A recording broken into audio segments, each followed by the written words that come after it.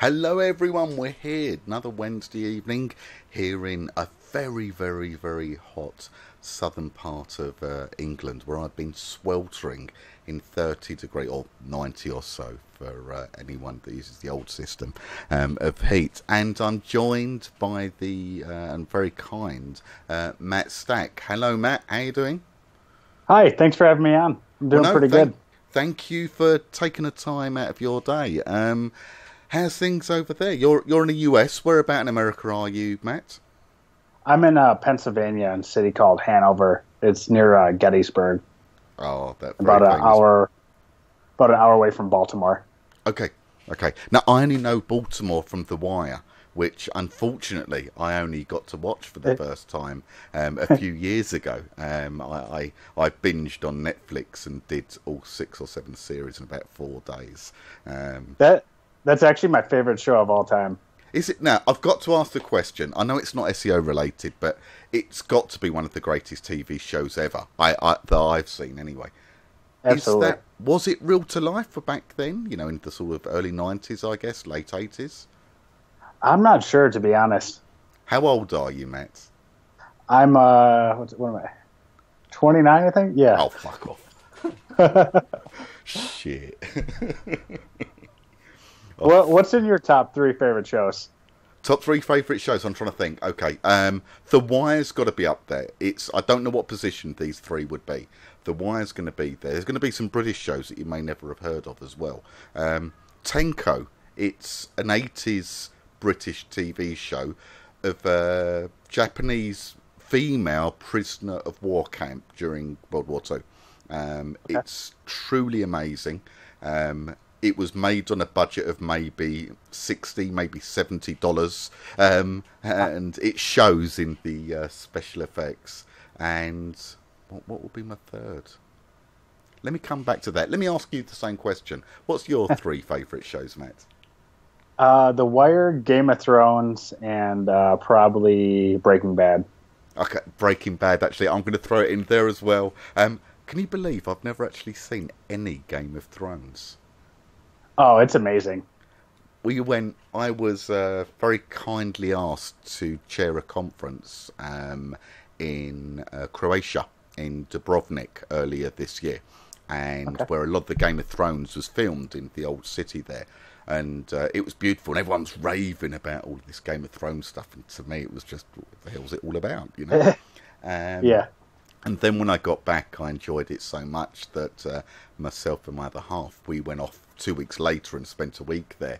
Okay. And I also learnt that one of her very close friends, I may get this wrong, you've got to remember I've not seen it. There was a queen that did a naked walk of shame or something. Oh, yeah. Yeah, well, the stunt double, not the stunt double, but the body double, is a family friend that did the actual naked walk of shame. Becca, if you're out there, how you doing? Yeah, so pure trivia, complete crap, but Breaking Bad I do like, and a little bit later on when we cut to an ad break, I think you may realise that I do like it because I've made a Breaking Bad themed advert, so I apologise in advance for that. But I do rate The Wire. I do rate The Wire. What a brilliant question, Matt. Thank you for kicking off with TV shows, because I am a bit of a screen demon, and Netflix with their geo-blocking has really pissed me off, and trying to find the workarounds to that.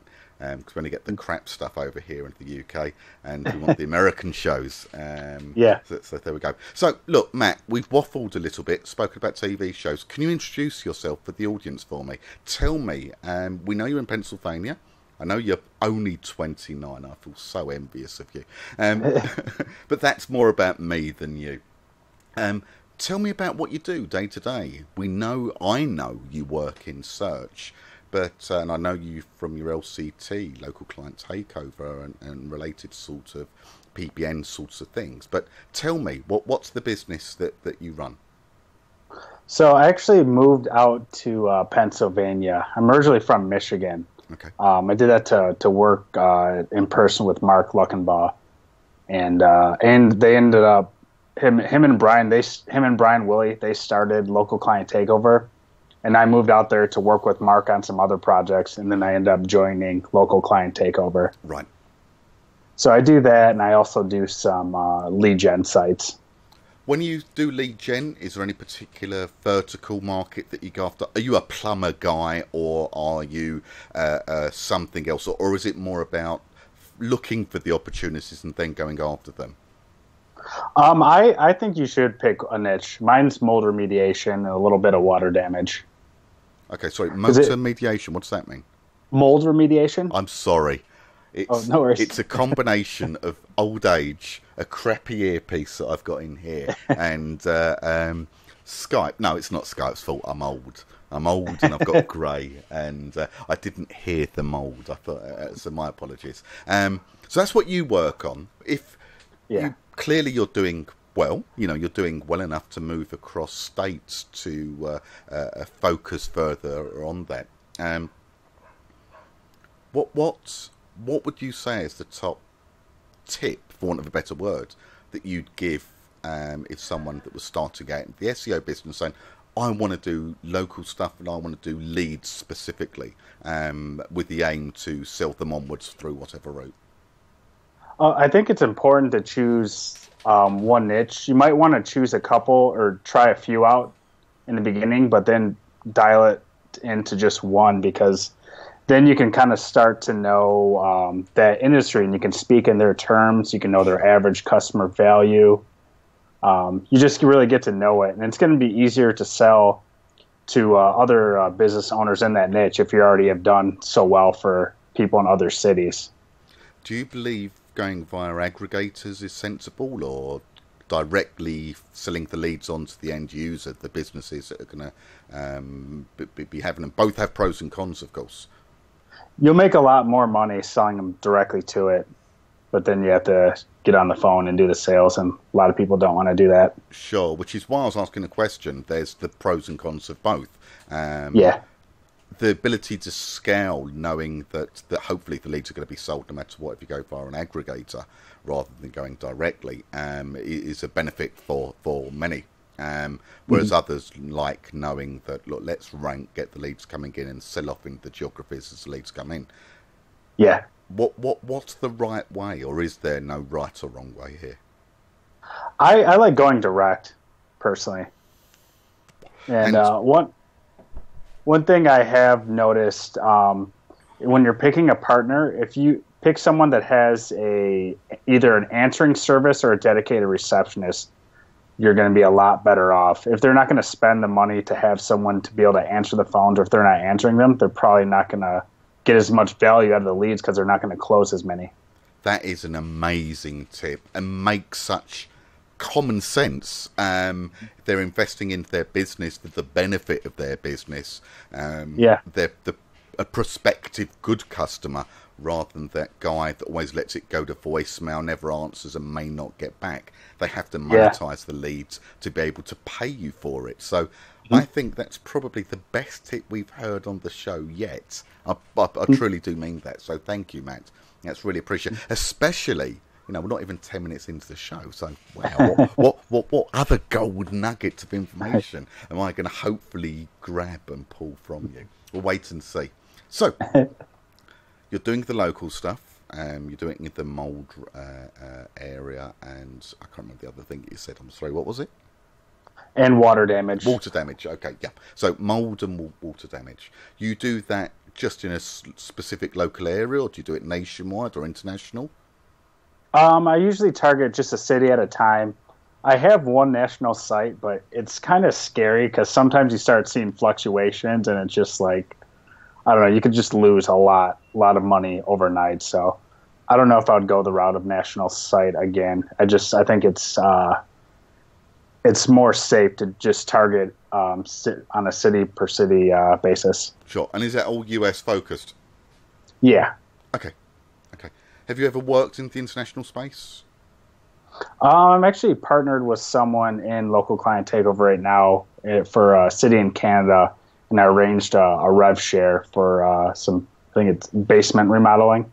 Okay. Now, here's a question. If we exclude North America for a moment and think the rest of the world, do you think it's an area that's been as hard to compete with and has the opportunities available for us as we'd find in, I'm going to say North America, including Canada there, or is it just it's not as advanced, the opportunities just don't exist? No, I think there's plenty of opportunities. It might be a little bit harder to sell at first. Sure. For some of the business owners, but if you can show your value, do some stuff like call tracking and show like, I sent you this many customers, how many did you close, and like they can kind of figure out like a tangible number of how much money you made them. Yeah, of course, that makes perfect sense. I suppose there's always going to be the language issue, but ultimately money has an amazing way of breaking through that barrier. Yeah. If you can find a salesperson for it within that country, ideally that's what you do, but for sure. The reason I ask that is I find outside the English language, it's quicker wins. To be frank, the core algos within Google, and again, this is my opinion. I'm no expert in this. I'm just old and grey with dodgy hearing, as we found out just before. It is the core algos aren't as complex, and older style techniques that may not work in the English language. And I do mean the English language rather than specifically google.com or co.uk, etc. Will still work in those foreign language versions of Google. The cynic in me would say that the city analysts in Wall Street all speak English, as that's all they really care about, and the rest is more about selling ads. But the truth is that it is much easier to rank elsewhere in Europe, South America, so on and so forth. Bigger opportunity size in counts of people, and for me, ultimately, if you need a plumber emergency, your house is flooding, it doesn't matter where you live, you'll find the money. Yeah, very true. Okay, look, so local stuff, that's the thing. How has the maps shit and all the stuff and the changes that have occurred over the last 5-6 years, how's that affected you on a day-to-day basis? I never really have focused on the maps pack. All of my stuff has mostly been organic.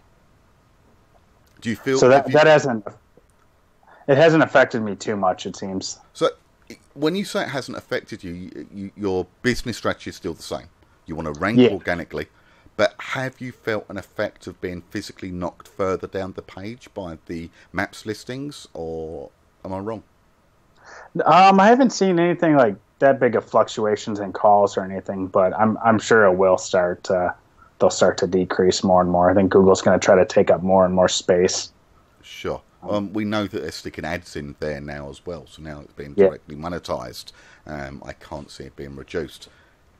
Is there an easy answer to these problems? How do we deal with the maps issues that are there if we don't have local office coverage to, sign those cards for the however many niches we want to go after? Well, I think it's a matter of also picking some other traffic sources to minimize, risk of that. Okay, when you say the traffic sources, Bing's the obvious one. It's tiny in comparison to Google, but the truth is, a lead's a lead's a lead, and do we care when it comes from? But do you mean other places? Do you mean social media or other areas that I haven't thought of? Just wherever you can get it. And Bing can drive a decent amount of leads. And I've noticed just doing citations, sometimes they'll automatically get put into some of my locations will get put into Bing Maps. Okay, so citations and the scaling up of that helps not just for Google, but for that incremental traffic that adds to the bottom line with Bing and other places as well. Have you done any Facebook or other marketing in the social space for those types of areas? The reason I ask is if I can imagine that my bathroom's flooded and there's poo and water and all horrible nasty stuff flooding all over the place, the last thing I'm going to do is go to Facebook and go, find me an emergency plumber right now. And it's Google. But that's me, and I appreciate that I may be tainted by years of using devices and things. I don't know. Yeah. Do you end up on Facebook saying, who knows a plumber, and then you get plastered by the ads when you say that? Well, for my lead gen sites, it's almost all of it's like SEO based. Okay. For local client takeover, we're starting to do some more traffic sources. We've been doing Facebook ads. We're going to start doing some Google pay-per-click. Okay, so the pay-per-click is, for me, the foundation of any campaign, and I agree with that, by the way. I'd be really interested to see if you do get any focus and assistance from the fund, particularly ROI from the Facebook stuff, for an emergency style situation. We'll find out in time. I'm going to be watching and listening and hopefully hearing from you guys with bated breath to find out whether there is or there isn't a route to get to use that social route. Anyway, enough of that. How did you end up in the industry? How did you end up in a search game? I went to school for supply chain management, and I ended up taking a marketing class, and I really liked it. I thought I would hate marketing, and I've always just been like a guy that was on the internet. I guess that sounds kind of weird, but it just seemed like a natural fit. And I ended up meeting some guy, and we worked together for a few months, and then I went on my own. And then I ended up working. Have you ever heard of No Hat Digital or No Hat SEO? Have you ever heard of No Hat SEO, or they're now called No Hat Digital? I'm sure that it's a great firm, but look, I said I'm old. My hearing's gone. My brain's not what it was. I may even know some of the guys and girls there, but it doesn't ring a bell at the moment. I'm sorry. I ended up moving to Mexico for a few months to work with those guys. And then that was in 2014. Then I moved back to Michigan. And then I moved out here into Pennsylvania to work at Luckenbaugh.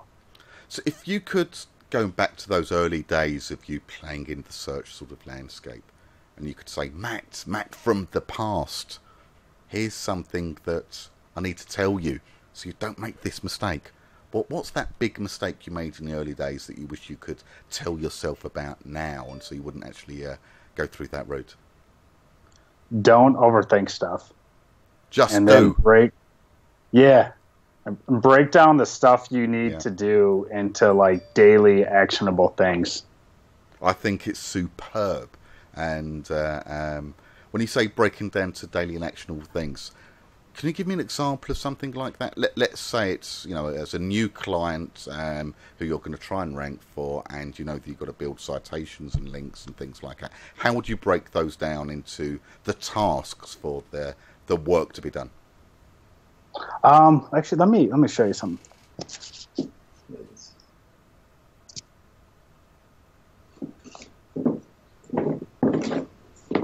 All right. This is probably one of the best books. Oh, I can see it. Yeah.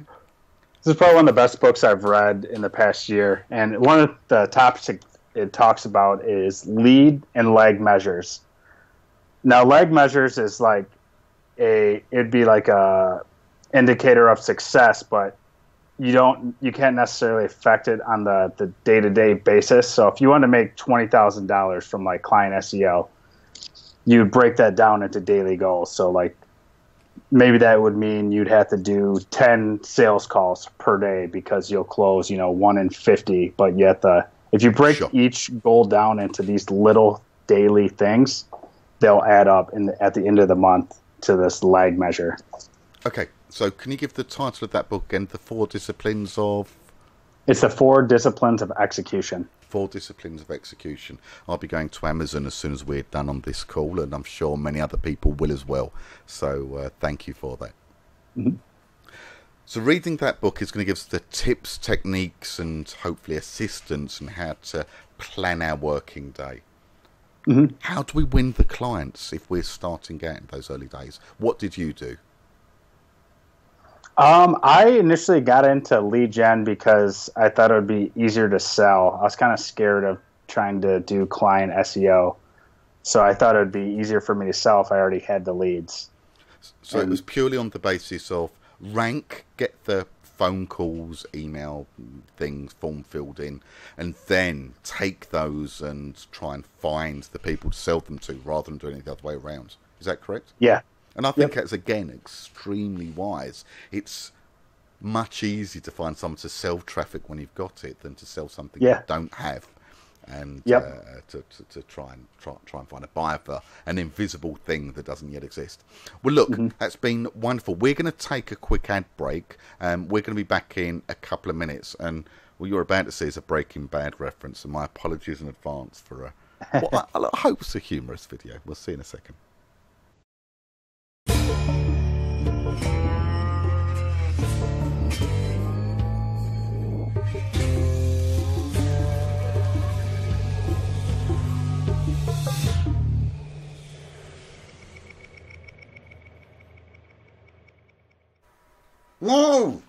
No, hold on. Let me finish this. Hold on.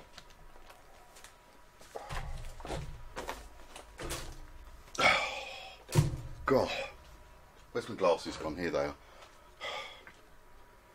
When you're competing in a SERP, sometimes you've got to take drastic measures, and it means you pull out the acid.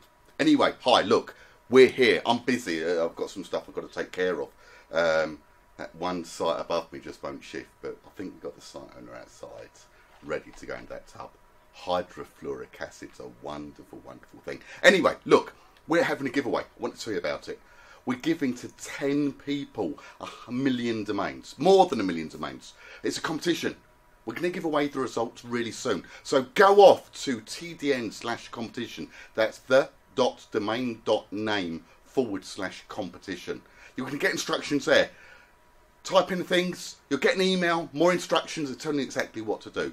I wish you all the best of luck. But like I say, more than 1 million domains being given away to 10 lucky people.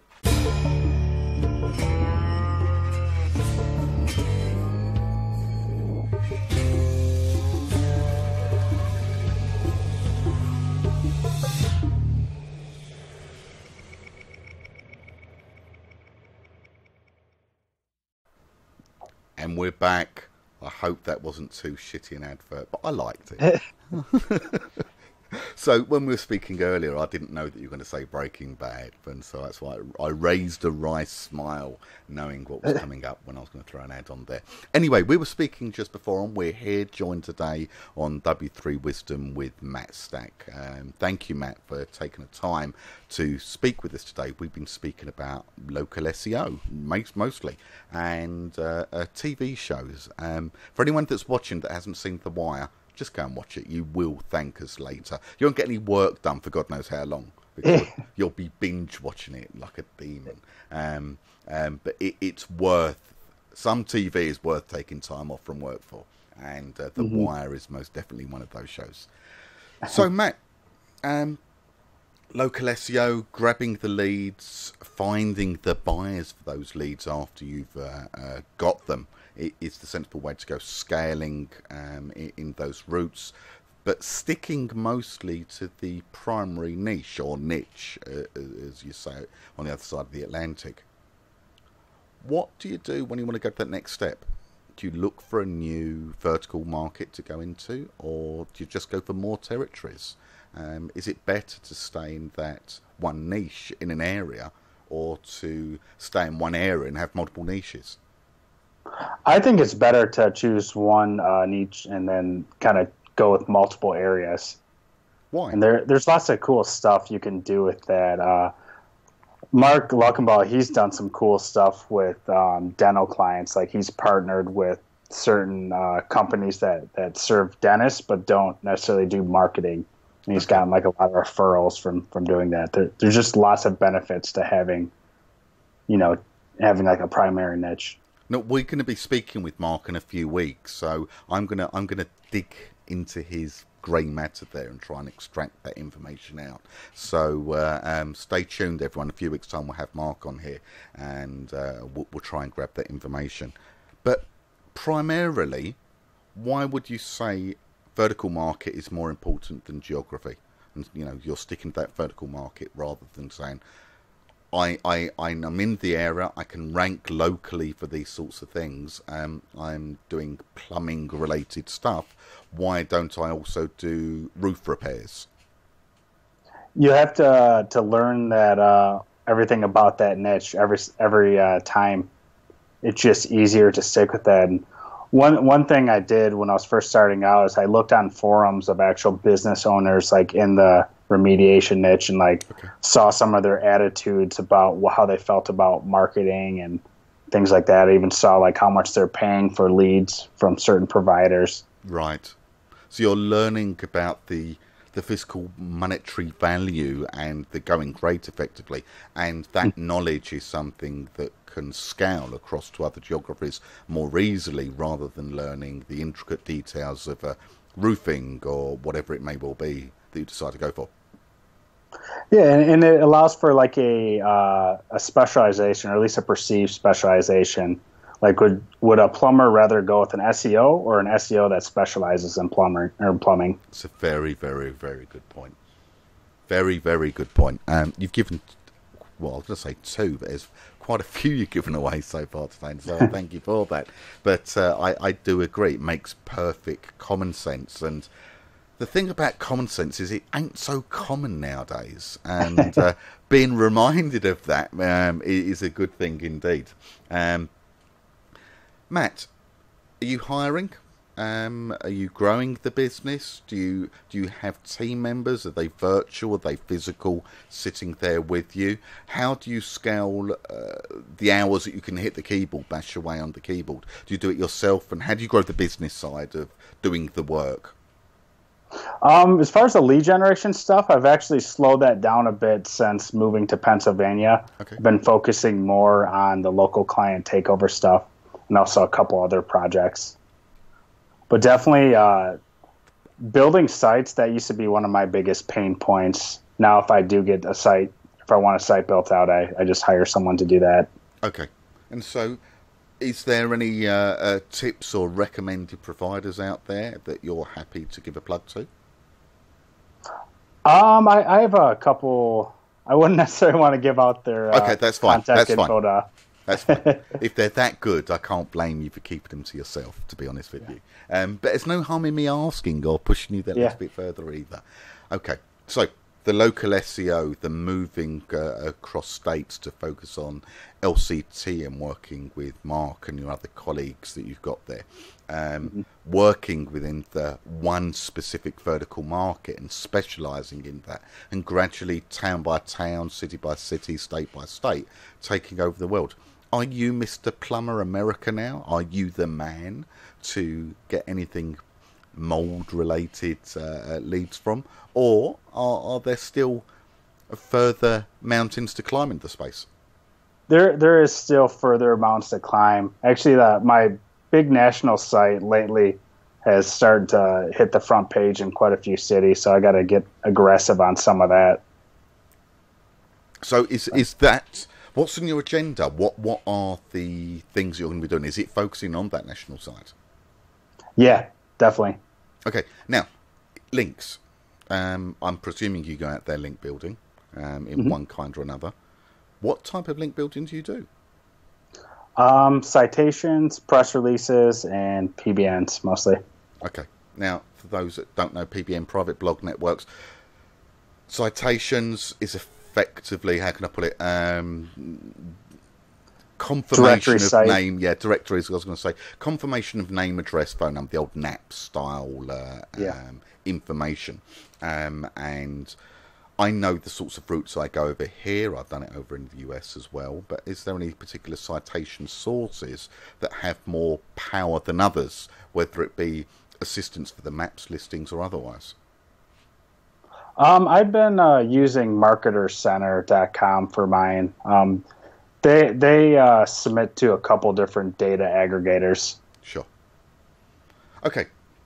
So it's about building these links. It's about building them for the citations, the press releases for you, and also building the sites so you can build your own links from your own network. What do you think gives the most ranking power, or at least for the areas that you've seen and that you focus on? Probably the PBNs. Okay. How do you scale your PBN building? Now I actually try to use more of LCT's resources. Okay, sure. And that makes perfect scaling sense. out more of my infrastructure. You're part of the LCT team. It would make perfect sense for you to use them. For those that don't know, can you give a quick plug where they can learn more about LCT and what local client takeover actually is? If you search on Facebook for local client takeover, it's a Facebook group. It's all centered around local and like SEO, and there's all kinds of stuff on like how to rank and how to sell client SEO. And just to pull it out there, is there any fees involved? We have a bunch of free content, and then we also have a paid membership. And let me say that I actually think the paid, it's not often you're going to hear me say this, but I actually think the value is superb, and the paid membership is very worthwhile doing. Just, again, if you're happy to, could you pull it out there how much we're talking about? I think it's $37 a month right now. Yeah. My view is actually quite simple. If you can't extract the value from one shitty dinner for two per month, then you're in the wrong business. It's, you know, I don't know what $37 a buy over there, but it wouldn't even buy one shitty dinner for two over here.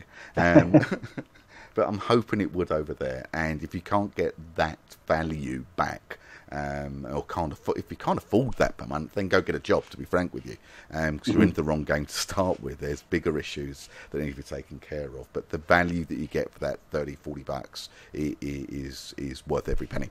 Okay, so you build and you extend the work that you're doing using the resources that are available via LCT.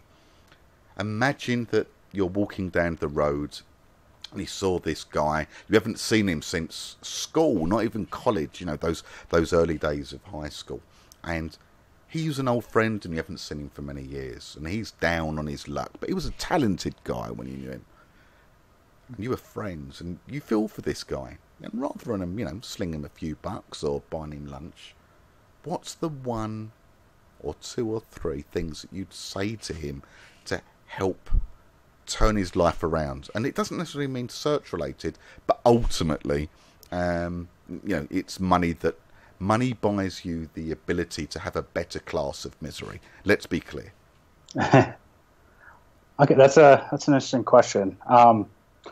One thing I've been big on this year is working on myself as much as my business. I've been reading a lot more books, exercising frequently, and just working on habits, just better and better habits. Because once you can stick with one habit, it's easier to get other ones going, and all of them together will start having a compound effect. For sure. Now, how do you mean when you say working on yourself? Do you do lots? Do you go to the gym? Are you a gym bunny? Do you go down there and you work hard every day or every other day? Yep, I go 5 Monday through Friday. Okay, you mad fool. Okay, but you feel for it. You come out of the gym feeling tired but refreshed at the same time. Yeah, a ton of mental clarity from that. I get a lot out of that. I can kind of think better. Just all around, I just feel a lot better. Okay, now for me, it's not something I'm ever going to do. Let me be clear. But I know a lot of people that do enjoy that workout. I work hard at growing this belly. And I've learnt there's two reasons I've got it. It's greed and laziness, and I enjoy both. And I'm not giving them up. I like my food, and I like sitting on my arse, and I'm really fucking good at both of them. And so I'm going to carry on. But for those that can, I'm not going to disagree with you. You're going to be better physical shape, delivers better mental health, delivers clearness of thought to do the work. And doing the work for me is about bashing that keyboard. You work out what you've got to do. And it's very similar to what I think you said before, Matt. Work out the tasks that need to be done and structure the plan how to deliver them. So you'd be advising the guy, and you'd be helping him to help himself physically. How do you help him mentally to learn, other than LCT, which is the obvious route? Right? How do you help him learn? I've been just reading a ton of books, and that just reading books just gives you access to so many different ideas and different viewpoints, and so it's like there's no new original ideas, but it's like I feel like but you can combine existing things and have if you can match the right combination of things, you can create pretty cool things. So I try to read about all kinds of things to be able to start looking at things differently. I agree with you completely, by the way. I read lots. Maybe not as much as I used to, actually. I used to do a daily commute into London every day, 4 hours on a train, Oh wow. commuting time. That's both what, sorry, that's combined. It was 2 hours each way. Hmm. But being on a packed train, when you're standing like a sardine, and in one of the biggest cities in the world, gives you a lot of ability to try and read small on a phone in front of you on Kindle or the old-fashioned Yeah. paper. And I don't have that opportunity anymore. I've just got to put up with the South Downs of England and the sunshine and moan about the wet weather most of the year and sunshine when it hits 90 degrees as it did today. But when you do read, I find that if they're a business style book or novel, anything, is sometimes, just sometimes, you're going to find that one kickstart, that spark of inspiration, and you combine them up, that you end up with that big fire that delivers the passion. And so, Oh, absolutely. I agree completely with you. So this guy, hopefully now we bump into him and he's gone, and we go, thank God, great, okay, it's sorry to see him, but I've got my life to get on with as well. But we're walking down the road again, 3-4 weeks later, and he's doing better. He's taking that impetus. How would you say to him to move his business, which he's now started, to the next steps? What's his plan for 2 years down the line, or a year even? What are the goals? How should they be set? I've had a lot of luck seeking out partners for stuff. I find that if I'm doing it solo, I don't do nearly as well as I do with the right partners, especially if they have strengths that are your weaknesses. So okay, that's a really good question that's going to come from that. How do you define your own strengths or weaknesses? Because that inward-looking nature isn't necessarily something that comes easily to a lot of people. I think, some of it's just being honest with yourself and seeing through your own, BS. Very much so. And then I think reading too is helpful for that, because you can start to figure out all the stuff you don't know. Okay. And there's some stuff you're never going to know what you don't know in some areas, but You're going to start to sound like Donald Rumsfeld now. yeah. We don't know the unknown knowns, but there are some unknowns that we don't know, but our wife tells us, and then they're known knowns unknown. Anyway, so once you've worked that out, however it may well be, and I found the other half is generally a great teller of truth of my inner self, whether I want to hear it or not. How do you go about finding these partners? You just walk down the road and you bump into these people and go, you're a great guy to be doing business with, or what? How do you find these partnerships that you've clearly developed and formed over the years? Well, you're gonna have to go through a lot of them, I feel like, to find the right partners. That's just part of it, and then you can kind of figure out what parts you like about people, what parts are kind of deal breakers. But you can find these people, and there's so many groups online, and so many Skype groups, and so many forums. Just there's so many opportunities to connect with people. Sure. And so most of that is online, you find? Yeah, oh yeah, definitely. Yeah, and those relationships form. Well, you moved across half the country to work with the LCT guys and become one of them.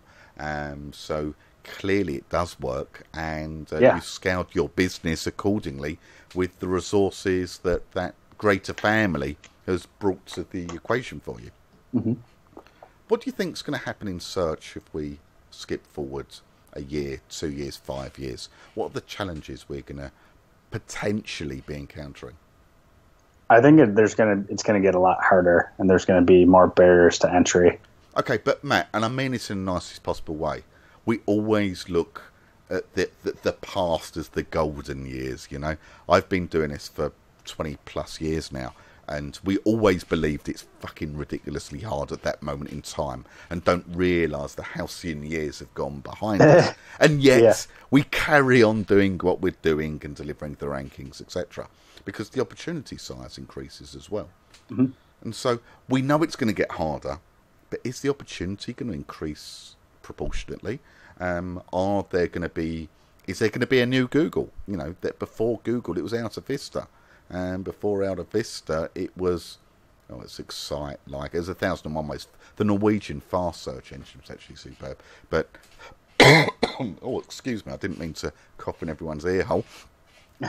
But what will be the future of our industry of marketing online, specifically within search engines? Or are we on the Google treadmill forever? And is Google going to be pretty much the same, or the work that we've got to do to take that traffic from them? Is it going to be as it is now? What's your thoughts? Well, a lot of stuff is going towards mobile and going towards video. And then I think people are using apps more. So I think kind of staying up with that. But I do think it will get harder to just starting fresh to get into SEO. I think there'll be more steps to learn. I think you gave a very interesting point just there, which was the mobile device usage. We all know that. Google's been preaching it for years now. The app usage, I actually think that's really important. Again, this is my opinion only. But a couple of years ago, there was Google on their financial quarterly announcements, whenever it was. They said something along the lines of, for 40% of searches, 60% of searches are done on mobile, 40% of those results have an app in the results. That, to me, says that there's 60% of results that don't have an app in the results.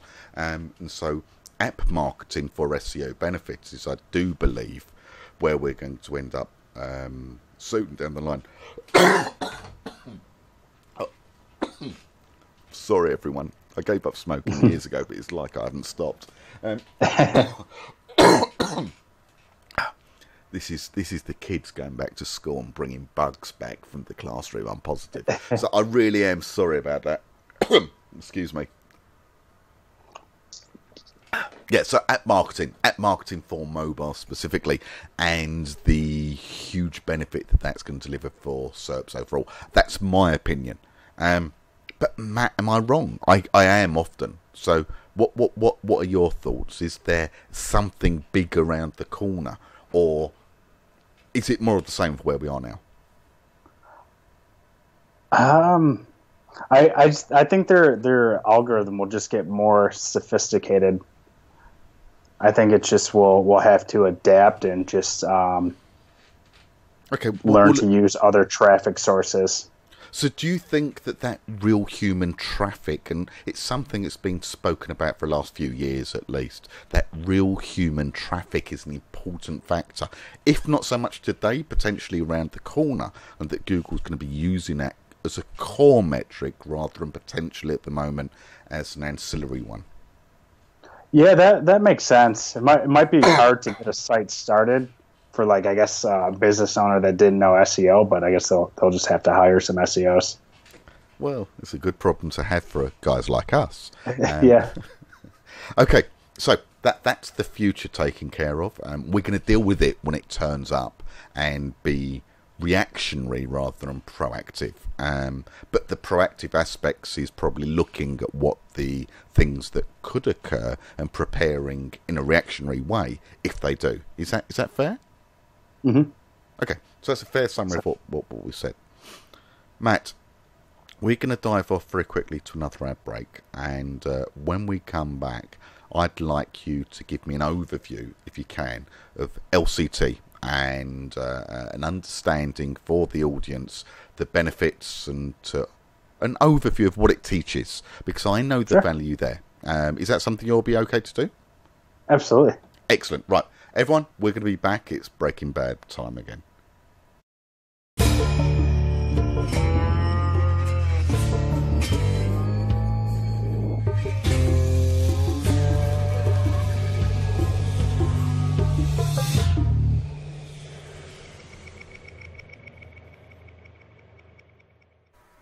No! Hold on. Let me finish this. Hold on.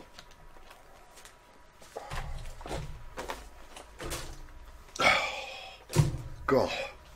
Where's my glasses gone? Here they are. When you're competing in a SERP, sometimes you've got to take drastic measures, and it means you pull out the acid. Anyway, hi, look. We're here. I'm busy. I've got some stuff I've got to take care of. That one site above me just won't shift, but I think we've got the site owner outside, ready to go in that tub. Hydrofluoric acid's a wonderful, wonderful thing. Anyway, look, we're having a giveaway. I want to tell you about it. We're giving to 10 people 1,000,000 domains, more than 1,000,000 domains. It's a competition. We're going to give away the results really soon. So go off to tdn/competition. That's the.domain.name/competition. You're going to get instructions there. Type in the things, you'll get an email, more instructions and telling you exactly what to do. I wish you all the best of luck. But like I say, more than 1,000,000 domains being given away to 10 lucky people.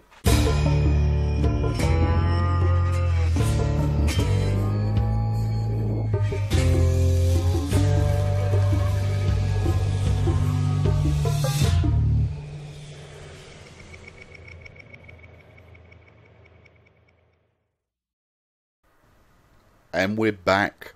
I apologise to everyone. I really needed to go for a coughing fit, which is why I decided to go to an ad break. And I was coughing my heart out, most of my lungs, and I'm sure a small part of my spleen as well. So I'm sorry about that. Matt, we've had a great chat today. We've been going for about 46, 47 minutes so far. And so time is flying. And just to wind up and to give an overview for everyone, I'd like you to, as we said just before, to give an overview and an explanation, and to be frank, a decent, good plug for LCT. Can you do that for us? Sure. Our paid membership is called Local Profit Breakthrough, and we cover all kinds of stuff like on-page SEO, off-page SEO. One of our partners, he's like a maps expert. We have all kinds of stuff for ranking in a 3-pack, or now 2-pack, whatever it is these days.